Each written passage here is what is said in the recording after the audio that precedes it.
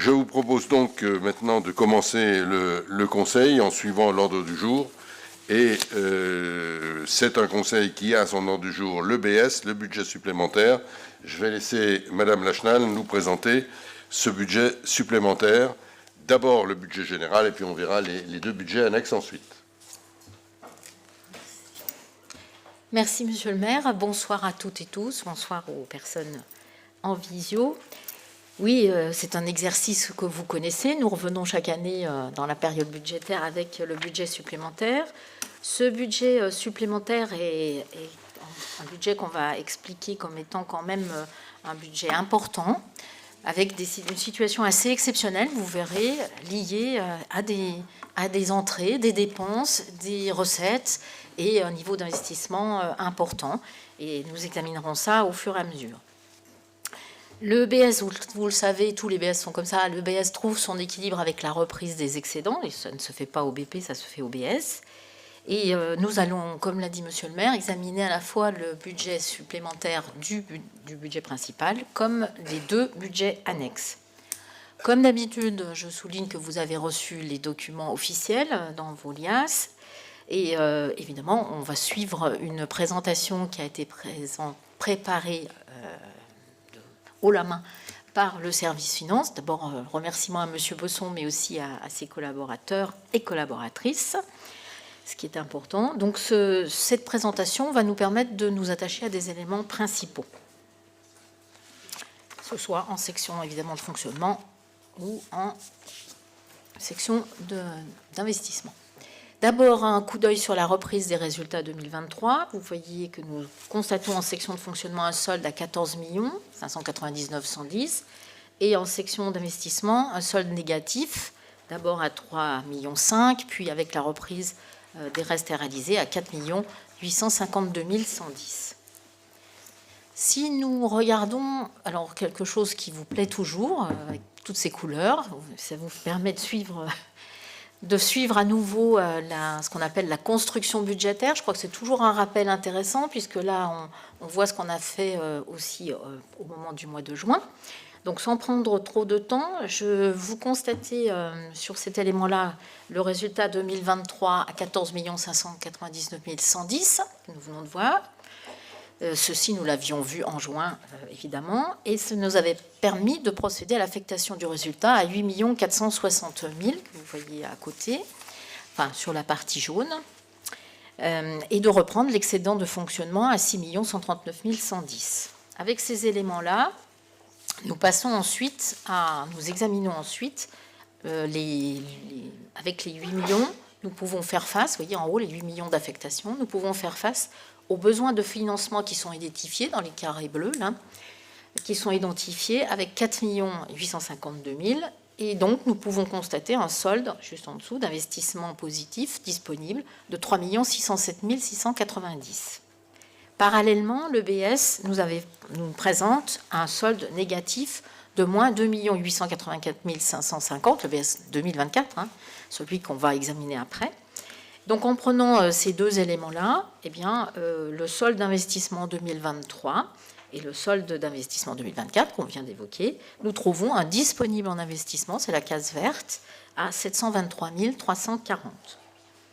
En agrégeant l'excédent de fonctionnement que vous avez en bas là, de 2023, avec le besoin de financement en fonctionnement en 2023 de 832 000, comme je l'ai expliqué, nous obtenons un autofinancement complémentaire de 5 603 800 qui s'ajoute à l'autofinancement du BP, ce qui est extrêmement important parce qu'on atteint un montant extrêmement intéressant à plus de 8 millions. Le disponible d'investissement et l'autofinancement permettent de diminuer l'emprunt. Comme nous l'avons annoncé déjà au BP, on envisageait, et là, vous voyez que le financement, enfin la diminution de l'emprunt est à plus de 6 millions, 6 30 140. Voilà pour cette partie-là. Pour la présentation générale, comme d'habitude, nous sommes sur les grands équilibres après la reprise des excédents. Donc, en section de fonctionnement, nous trouvons un équilibre à 9 133 921. Et en section d'investissement, nous trouvons un équilibre avec la reprise des restes à réaliser. Soit nous avons bien un équilibre global de ce budget à 26 414 927, qui est un montant quand même important. Nous passons à la section de fonctionnement. Vous trouvez ici toutes les dépenses, évidemment en premier lieu. Ces dépenses de fonctionnement qui s'élèvent à 9 133 921, comme je l'ai dit, avec des dépenses réelles à 3 777 000, si on remonte, on voit les montants. Les dépenses d'exploitation ou courantes sont-elles élevées à 2 147 121. Elles représentent 4% des dépenses du BP. Si nous nous attachons aux éléments essentiels, d'abord les charges à caractère général, et particulièrement sur les différents comptes qui le composent, nous avons en compte 60 l'énergie et l'électricité, toujours un petit peu, et puis une remarque importante sur la restauration scolaire. Alors on retrouve évidemment une augmentation liée au coût alimentaire, mais c'est surtout aussi lié au nombre de rationnaires qui est de plus en plus important. Sur le compte 61 services extérieurs, 493 171, nous retrouvons des interventions assez particulières et supplémentaires, mais qui sont importantes au niveau des parcs et jardins, sur la renouée du Japon, avec un montant de plus de 145. Des compléments aussi pour la démarche 2050. Le coût de la gestion du stationnement FPS en taille à 50 000 cette fois, et le raccordement au réseau de chaleur pour Marianne Cône. C'est un petit complément également. Sur le compte 62, nous retrouvons principalement les honoraires à hauteur de 213 940. C'est lié principalement aux constitutions de dossiers d'indemnisation dans le cadre de la piétonnisation. C'est la CCI qui est prestataire. Et aussi pour 55 000 pour l'expertise d'assurance pour le sinistre Mandela. Et puis, un petit clin d'œil à ma collègue Marilyn Boucher, 20 000 € pour l'étude sur l'égalité femmes-hommes, qui est un élément qui commence. On va dire, c'est que le début. Pour le compte 63, impôts et taxes, nous avons là des augmentations liées à la taxe d'habitation ou parfois des taxes foncières. Si on s'attache aux charges de personnel, nous sommes sur un complément à la hauteur à peu près de 200 000 €. Évidemment, ce n'est pas énorme dans le cadre du budget principal, c'est un petit pourcentage. Mais pour autant, c'est une prévision importante qui est liée à notre projection par rapport à certains postes de voirie ou peut-être même avoir de police, surtout par rapport aux premières utilisations de la piétonisation. Et il est important que nous prévoyions ces éléments-là pour avoir un usage parfait de ces espaces. Les autres charges de gestion courante, on retrouve là des indemnisations des entreprises dans le cadre des travaux de la piétonisation, 400 000, je crois que c'est quelque chose que nous avions déjà vu. C'est l'élément qui est l'élément principal sur ce chapitre. Les charges financières, on trouve des ajustements de charges d'intérêt d'emprunt, ça s'appelle les intérêts courus non échus. En charge exceptionnelle, une prévision pour des titres annulés. Le chapitre 68 en dotation aux amortissements à 1 545 000. Nous sommes là sur la mise en place, en fait c'est quelque chose de particulier, nous sommes sur la mise en place d'une provision spécifique dans le cadre des provisions de charges que nous aurons à payer avec la rénovation de Mandela. Donc on prévoit cet élément-là qui aura évidemment en face des recettes avec le remboursement des assurances à plusieurs reprises. Et enfin, nous distinguons l'autofinancement, qui est mis tout en bas de page, là, à 5 356 800, composé du virement à la section d'investissement et de la dotation aux amortissements. Donc le total de l'autofinancement global sur l'année est vraiment d'un montant très important, à plus de 11 millions. Voilà pour ça. Donc, je pense que les éléments sont... Donc, enfin, ce que je peux dire quand même, c'est qu'on est vraiment sur des dépenses qui sont assez exceptionnelles, pour des situations exceptionnelles, mais avec un autofinancement qui va être extrêmement intéressant face au projet d'investissement que nous aurons plus loin dans la section d'investissement. Pour les recettes... En termes de recettes, on trouve là aussi recettes réelles, recettes courantes. Si je m'attache aux recettes courantes, on est à 2 972 751. Nous retrouvons les atténuations de charges tout en haut, vous voyez, avec une petite somme de 25 000, mais qui correspond à des rabais, des ristournes. Les produits de gestion courante, qui eux sont beaucoup plus importants, et vous voyez, avec des sommes qui sont assez importantes, qui nous ont même surpris, nous aussi, à 461 100. Et je ne vous cache pas que quand je dis ma surprise, C'est vraiment lié principalement à l'augmentation encore de ce FPS, de ce forfait post-stationnement, qui nous étonne. Nous avions déjà prévu une augmentation au BP, mais là, la progression s'est faite encore dans l'année. Et ce qui nous surprend, c'est que malgré la voiture qui maintenant est installée depuis quand même plusieurs mois, qui passe plusieurs fois par jour, eh bien, il y a encore des personnes qui ne payent pas. Et qui ne payent pas, qui prennent le risque de ne pas payer, et elles jouent, elles gagnent. Je ne sais pas si elles se pensent un peu comme le casino, mais en attendant, ça augmente le FPS d'un montant de 350 000, ce qui nous surprend, puisqu'on s'attendait quand même à un nouvel usage de la part des usagers. Et voilà, et bien non, on est encore sur ces montants importants. Donc évidemment, ça donnera une visibilité à l'année qui est assez importante. Le chapitre suivant, c'est la fiscalité locale à 588-114. Là, nous retrouvons les régularisations de base pour les impôts à 238-144. Mais le versement également d'une autre recette qui est importante et qui, elle aussi, a connu une progression qui est un petit peu...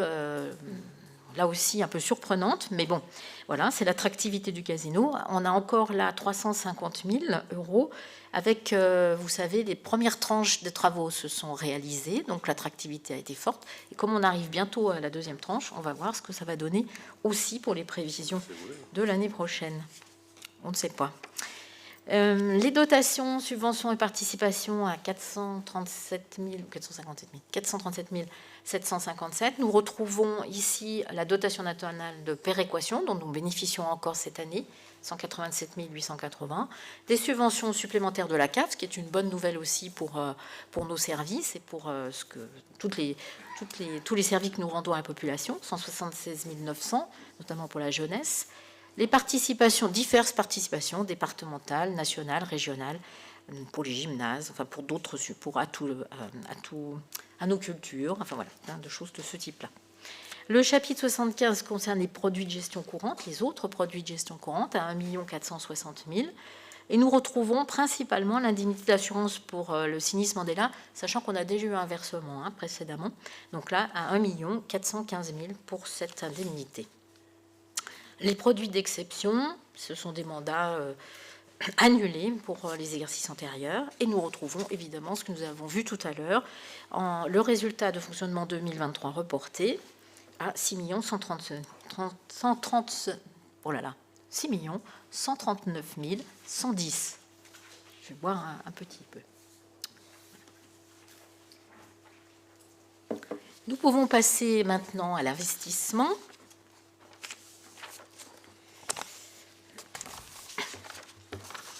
Alors là aussi, la présentation, elle est avec plusieurs slides que vous allez voir pour mieux illustrer les contenus. Les dépenses réelles d'investissement s'élèvent à 3 302 100. Celles qu'on considère comme dépenses d'équipement à 3 5 860. Nous attachons d'abord à ces dépenses d'équipement, évidemment. On retrouve différents chapitres, mais frais d'études, subventions d'équipement pour Annemasse Agglo, avec l'aide aux commerçants, cette fois-ci piétons, des diminutions pour le matériel informatique, les immobilisations corporelles à 446 119, avec des acquisitions qu'on a déjà vues d'ailleurs, je crois, ou qu'on allait voir en conseil municipal pour la Maison des Mémoires, un local avenue de Verdun, du matériel important pour les services, et puis quelques investissements pour œuvres d'art. Monsieur le maire, il se fera peut-être un plaisir pour nous expliquer où c'est. Immobilisation en cours et travaux, qu'on appelle plutôt travaux, donc à 175 762. Donc là, la slide est un peu plus particulière, il y a un petit focus. Vous voyez les travaux pour les locaux avenue de Verdun, la balayeuse de voirie, qui est donc un instrument très important pour nos services, comme la mini-pelle, les outillages et matériels d'atelier, et puis d'autres éléments. Si nous continuons, nous avons cette fois-ci les opérations d'équipement. Merci, Monsieur Bosson, vous suivez plus vite que moi. Donc là, nous avons à la fois des aménagements d'espace, nous avons des travaux de bâtiments, nous avons des travaux... Ah non, c'est les opérations d'équipement, pardon. J'ai pas les... Ça vient après les autres... Ah, merci. Voilà. Et voilà. Donc il y a quelques éléments qui sont importants là aussi dans les travaux, avec à l'auteur de 175 000, vous retrouvez la fontaine de la place Libération, vous trouvez des éléments liés à des interventions électriques pour Marianne Cône, le renforcement de la toiture des hutins, de la voirie, de la travail sur les trottoirs, et puis la crèche aussi, la création de la Harte Garderie du Perrier, ce qui est un élément attendu et important comme service à rendre à la population, différents aménagements et rénovations. Et puis, donc, nous voilà, les opérations d'équipement. Vous voyez, on vous les a présentées un peu en gradué hein, en montant. Donc, les opérations liées au tram, celle de la piétonisation, 806 000, 511 000, 501 000 pour le groupe Louise Michel, la passerelle de l'art. Donc, toutes des choses extrêmement importantes qui trouvent, là encore, des dépenses et des réalisations attendues. Voilà, donc, j'en reviens pas dessus. Et si on continue sur la slide principale initiale, on trouve encore les dépenses financières, le remboursement d'une taxe d'aménagement voilà, à hauteur de 300 000, des emprunts, bon, ça je passe dessus, les autres immobilisations financières avec opérations pour compte de tiers sur les travaux de la passerelle et des dépenses d'ordre. Opérations patrimoniales que nous trouverons aussi en recettes tout à l'heure, à la hauteur de 1 537 400. Ce sont des avances forfaitaires. Et enfin, le résultat d'investissement reporté qui est en déficit à 3 507 953.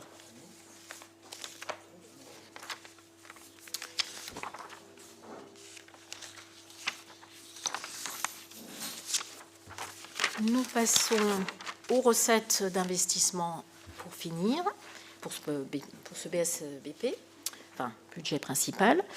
Donc, les recettes d'investissement s'élèvent à 9 689 000, dont 2 761 000 en recettes réelles. On y retrouve des recettes d'équipement importantes, avec une subvention d'équipement, et puis la diminution des emprunts que nous avons évoquée, à 6 30 140. Ceci grâce à la hauteur de notre autofinancement. Des recettes financières, avec l'affectation du résultat, 8 460 000, des opérations pour compte de tiers, virement de la section de fonctionnement, aussi avec 5 306 000, des opérations patrimoniales, 1 535 400 qu'on a vu précédemment, et voilà ce qui constitue des recettes également assez importantes et intéressantes. Voilà pour ce budget, du budget principal, du budget supplémentaire, monsieur le maire. Si vous le souhaitez, j'enchaîne tout de suite, sinon... On va peut-être traiter ce point-là, puis on reviendra sur les deux budgets supplémentaires. Est-ce que sur cette présentation, il y a des questions, des interventions concernant ce budget supplémentaire présenté en détail? Pas de demande d'intervention.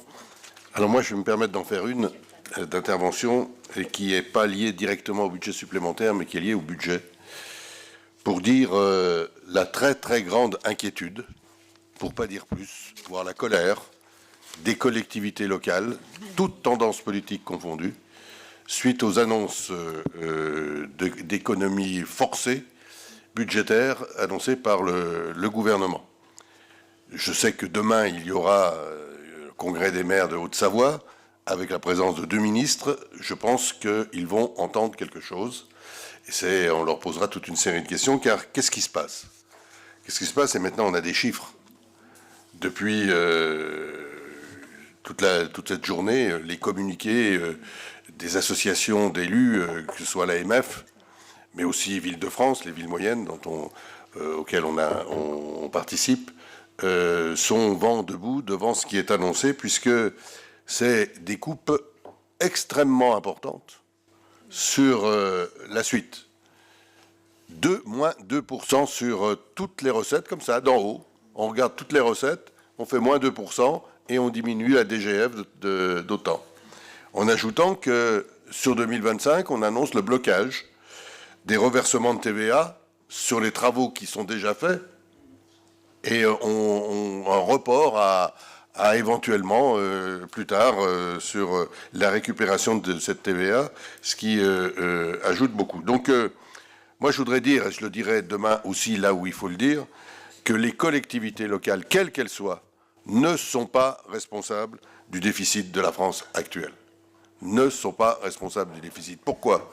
D'abord, s'il y a un chiffre quand même, nos dettes à nous, toutes collectivités locales confondues, s'élèvent à 8% de la dette de la nation. 8%.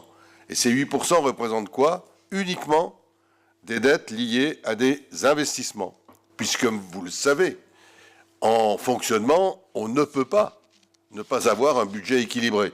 C'est une obligation légale et notre budget est toujours équilibré. Et donc, je peux vous donner les chiffres qui sont annoncés. Alors, qui est concerné? 450 collectivités.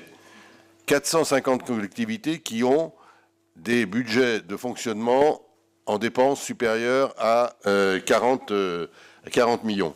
C'est la règle qui s'est donnée. Ça veut dire que ce sont toutes les collectivités qui, y compris les intercos, qui ont des charges de centralité qui sont touchées. C'est-à-dire que, en fait, au lieu de prendre en compte la spécificité de chaque collectivité, et peut-être qu'il y a des choses à faire, voilà, mais là, c'est tout le monde dans le même sac, et en plus, c'est tous ceux qui portent des charges de centralité. Nous en portons, la culture, par exemple, voilà, une charge de centralité qu'on assume bien volontiers, mais il y a d'autres communes qui ne l'assument pas, sinon on l'assume. Et c'est vrai pour bien d'autres choses. Tous les problèmes liés à la sécurité, voilà, c'est les reports là des insuffisances de l'État qui font que, eh bien, on est obligé, on vient de le voir, d'augmenter nos personnels de plus en plus pour essayer de tenir dans des conditions qui sont pas faciles. Et je pourrais ajouter ces éléments-là. Alors, je vais vous dire, il y a 5 collectivités en Haute-Savoie qui sont concernées. 5. Annecy, d'abord. Annecy, à qui on retirerait 4 475 000. D'un seul coup, comme ça. Voilà. Il y a Annemasse, c'est nous, 1 254 000. 1 254 000. Il y a Thonon, 1 81 000. Ensuite, il y a le Annemasse, que je ne me trompe pas de ligne, Annemasse, l'agglo d'Annemasse, avec 930 000. 930 000. Et puis le Grand Annecy, avec 1,9 million de moins. Voilà les chiffres. Et vous avez entendu, ce sont les villes qui ont un rôle, et c'est bien normal, un rôle qui concerne bien d'autres habitants que leurs propres habitants. C'est des effets de centralité. Et je veux dire, on va, si ces mesures-là étaient maintenues, on va vers une véritable crise financière. Parce que qu'est-ce qui va se passer? Nous, communes, nous, collectivités, on va diminuer en particulier nos investissements. Et donc, c'est l'économie même du pays qui va être frappée. Puisque vous savez que les 2/3 notamment en bâtiment, en BTP, comme on dit, les 2/3 sont le résultat de l'investissement public, les 2/3 des dépenses, ou des recettes pour les collectivités. Donc, je voudrais dire que nous avons, nous, ville d'Annemasse, et je crois que personne ne peut le contester, une gestion saine, une gestion économe. On s'est donné les moyens d'avoir un autofinancement fort. Enfin, je veux dire qu'on a tout fait comme il faut faire. C'est quand même pas de notre faute si, au niveau le plus haut, on n'a pas fait comme il faut faire. Et que maintenant, on se trouve dans une situation complexe. Eh bien, qui paye? Ceux qui ont bien fait. Donc, je pense que là, il y a des choses à dire très, très fortement et des questions à poser. Et j'espère, puisque le débat budgétaire ne fait que commencer, j'espère que le débat budgétaire fera que, à l'Assemblée, ces mesures-là seront pour le moins corrigées. Sinon, je le répète, pas simplement à Annemasse, mais d'une manière beaucoup plus générale, sur toutes les villes moyennes. Je viens d'avoir un message du président du département. Lui, c'est 35 millions qu'on lui enlève. Département, 35 millions. Ça vous donne une idée. On est là dans une situation extrêmement complexe. Et ce qui me fait rager, comme on dit, c'est que on vous présente, on fait un travail qui montre qu'on a la capacité de gestion d'une commune comme la nôtre, tout en étant très offensif en investissement, en répondant le mieux possible aux besoins de la population, comment on arrive à équilibrer dans de bonnes conditions nos budgets, eh ben, résultat, on vient nous le déséquilibrer par des mesures qui tombent d'en haut sans aucune étude de la réalité et de la spécificité des différentes communes. Voilà, je voulais dire ça d'une manière très, très nette à l'occasion de ce budget. Et encore une fois, on sera plusieurs sans doute à le dire demain aux ministres qui seront, au pluriel, puisqu'il y en a 2, aux ministres qui seront présents au congrès départemental des maires. Monsieur Gacquenay. Oui, bonsoir à tous. Alors, je comprends votre agacement, je comprends, c'est vrai qu'on vient taper finalement sur ceux qui savent gérer peut-être qui paraissent le mieux, mais je pense sincèrement qu'à un moment donné, il faut un électrochoc. Moi, j'entends, bon, je n'ai pas plus d'affinité avec Michel Barnier que ça, mais enfin, c'est le premier qui a quand même le courage de dire les choses. On est à 3 800 milliards de dettes, si je ne dis pas de bêtises. C'est pas nous. Non, mais si c'est pas nous, c'est qui? On fait nation ou on n'est pas nation? Est-ce que Annemasse va devenir une ville indépendante? Voilà. Est-ce qu'elle voulait qu'elle soit annexée par la Suisse ou pas? Il y a un moment donné, monsieur le maire, je veux bien que ce soit pas nous. Mais si tout le monde ne dit que c'est pas nous, eh ben votre État, il va couler. À un moment donné, il faut faire nation. Moi, je suis désolé. Quand ici, on a besoin d'argent, on augmente les impôts. C'est simple, c'est efficace et ça marche. Dont acte. Il y a un moment donné, ça fait plus de 50 ans qu'on n'a pas eu un budget national, je dis bien national, à l'équilibre. D'accord? Ça date de Giscard, j'étais même pas né. D'accord? Tous les gouvernements qui se sont succédés, de François Mitterrand à Chirac, Sarkozy, Hollande, c'est tous vos amis, c'est tous nos amis. Il n'y a pas de différence politique sur ce point de vue-là. On a tous creusé cette dette, tous. On est tous responsables dans la situation dans laquelle on est aujourd'hui. Donc dire c'est pas moi, c'est l'autre, ou c'est pas de notre faute, on va aller taper sur les moins chers, les plus riches ou je ne sais quoi. Et à un moment donné, je préfère avoir un Premier ministre qui me dise la vérité, et que ce soit douloureux, et qu'on doit remonter les manches, parce que certes, il y a les collectivités, mais il y aura aussi les entreprises qui gagnent le plus, et c'est tant mieux à un moment donné aussi d'avoir l'électrochoc.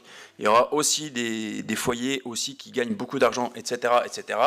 Je pense qu'à un moment donné, il faut cet électrochoc. Si on ne l'a pas, eh ben on va se réveiller peut-être dans 5 ans et on sera en banqueroute. Voilà. Et qu'est-ce que seront tous nos investissements? Absolument rien. Donc s'il faut une prise de conscience générale et collective, il la faut. Et moi, je ne veux pas dire que je soutiens la démarche, je la regrette. Mais il y a un moment donné, il faut taper vraiment le pied dans la fourmilière. Parce que ça se trouve, ce gouvernement, dans 2 mois ou dans 1 mois, n'existera plus, il aura essayé. On retournera dans les mêmes combines, les mêmes travers qu'on a connus, parce que le ministère de la Défense dira « ben non, l'Europe est en guerre, ben moi je veux plus ». Le ministère de la Santé va dire « ben vous avez vu l'état de nos hôpitaux, il en faut plus, on ne peut pas renlever », etc. Et chacun va se vouloir garder son précaré, les collectivités, les entreprises, les ministères, le budget public, et on n'avancera plus et on sera en banqueroute. Voilà. Donc moi, il y a un moment donné, je comprends votre position, c'est rageant, j'en conscient. Dans tous les budgets qu'on a fait ces dernières années, je vous ai mis en garde, entre guillemets, mais c'était aussi une démarche plutôt collective de dire, il y a un moment donné, les investissements, c'est bien, mais il faut quand même des fois lever le pied, même si on est plutôt en bonne santé, il faut quand même lever le pied. Ça ne nous a pas empêché d'augmenter les impôts l'année dernière. Donc voilà, cette prise de position, elle est là, elle a le mérite d'exister, elle a le mérite de la clarté. Ça ne fait pas plaisir, mais moi au moins, je ne veux pas dire que je la soutiens, je sais que ça sera difficile, mais je préfère qu'on la prenne maintenant, qu'on laisse un héritage désastreux, voire catastrophique à nos enfants. Merci de ce plaidoyer pro-Premier ministre. Voilà, au moins, M. Barnier a trouvé à Annemasse un large soutien de votre part, et je le comprends, c'est votre position, je la respecte, mais c'est très clair. C'est très clair. Je vous répète que ce que j'ai exprimé là est exprimé de manière unanime par les maires de la quasi-totalité des communes concernées, quel que soit leur positionnement politique. Ils sont en ligne, hein, vous pouvez lire les communiqués de l'AMF. Vous savez qui préside l'AMF, hein, David Lisnard, c'est pas un affreux gauchiste. Et Ville-de-France également. Donc il y a là une différence d'appréciation, parce que sur le fond, ce que vous dites, que la France ne peut pas continuer dans ces conditions-là, oui, sur le fond, oui, c'est vrai. Ce déficit-là n'est pas possible de le maintenir, y compris par rapport à des engagements européens, etc. Ben, je ne vais pas reprendre, c'est une évidence. Mais il y a comment on répond. Et là, c'est un vrai débat politique. Comment on répond? Où on va trouver l'argent? Moi, pourquoi nous sommes furieux, nous les maires? Parce que nous sommes d'abord au service de nos habitants. C'est nos habitants, les habitants qui vont être privés de services, qui vont voir leurs conditions de vie se dégrader, de vie, d'une manière générale, se dégrader. C'est pas X ou Y, c'est les gens que vous croisez dans la rue. Il y aura, qu'est-ce qu'il y aura? Il y aura moins de garde de petite enfance, il y aura moins de possibilités de garde d'enfants dans le périscolaire, il y aura moins d'ouverture d'école, il y aura moins de rues refaites correctement, il y aura... Voilà, c'est ça la réalité. Et qui est-ce qui est concerné par ces mesures de proximité? La population qui nous entoure. Voilà. Et quand on dit qu'on veut, quand le Premier ministre dit qu'il veut un budget, certes, il veut répondre, mais juste, et qui permette, qui ne frappe pas les classes populaires et moyennes, cette mesure-là, elle frappe directement les classes populaires et moyennes, puisque c'est celles auxquelles nous apportons les services de proximité les plus importants. Voilà, donc je veux bien vous donner la parole, mais on peut continuer longtemps ce débat. Vous souhaitez réintervenir? D'accord, merci. Voilà, ce que je voulais dire, c'est quand même, cette situation est assez grave. Voilà. J'ai rarement vu, et je commence à avoir une petite expérience, j'ai rarement vu une réaction aussi unanime et aussi rapide de l'ensemble des maires de France. Moi, je veux dire aussi, s'il y a des économies à faire sur les collectivités, il faut que tous les critères soient pris en compte pour les collectivités. Et il y a des collectivités qui ont un certain nombre de réserves. Voilà. Ce n'est pas les collectivités qui sont visées ici, ce n'est pas celles qui ont des effets de centralité. Moi, je pourrais vous en citer autour, là, par là, des collectivités qui pourraient, voilà, peut-être participer à l'effort national, parce que ça ne met pas en cause le service qu'ils donnent aux habitants. Ils ont la marge pour. Mais ce n'est pas le choix qui est fait. Le choix qui est fait, c'est un choix brutal. On met une barre, 40 millions de dépenses, et on agite, on met un pourcentage. C'est brutal. C'est brutal et donc forcément injuste, parce que les efforts sont demandés à tous dans des conditions où chaque collectivité n'est pas à ses spécificités. Et ça, on le laisse de côté. Voilà, je voulais dire ces éléments-là, puisqu'il se trouve que le conseil municipal arrive le jour où ces données financières nous sont communiquées, et c'est quelque chose qui me semblait important. Je vous remercie pour votre écoute et je vous propose, s'il n'y a pas d'autre intervention, de passer au vote de ce budget supplémentaire. Est-ce qu'il y a des votes contre? Est-ce qu'il y a des abstentions? Donc ce budget est adopté à l'unanimité. Je vous remercie.